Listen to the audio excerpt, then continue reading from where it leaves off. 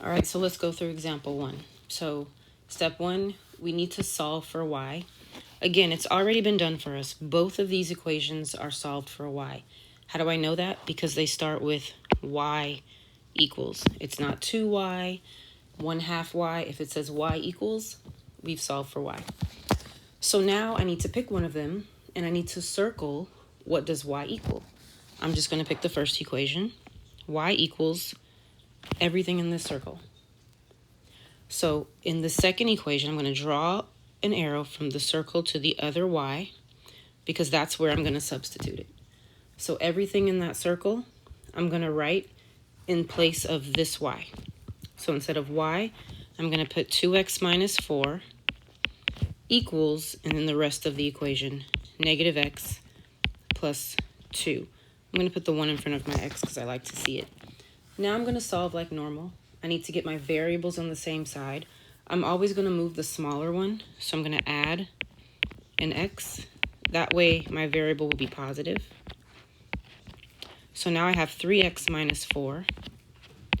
These x's cancel each other out, and I have a 2 over here.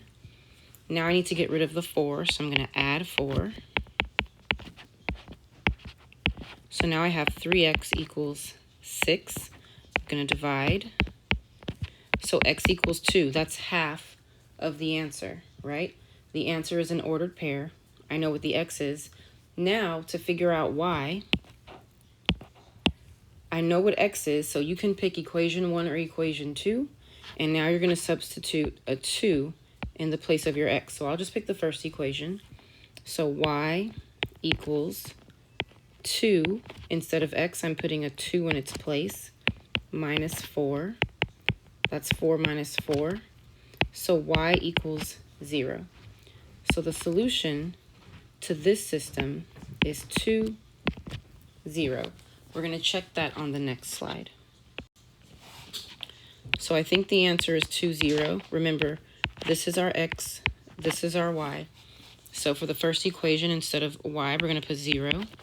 Then we're going to put 2. Instead of x, we put a 2, and then minus 4. We get 4 minus 4. So the first equation checks out. We get 0 on both sides. Second equation, instead of y, I put a 0. Negative, instead of x, I put 2. Plus 2. Negative 2 plus 2 is 0. So they both check out. So I can write this as my final answer. So that's how you solve and check. For the rest of the examples, they're asking you to check by graphing. So we won't be doing the algebra to check them. We'll be graphing them to see if we get the same solution.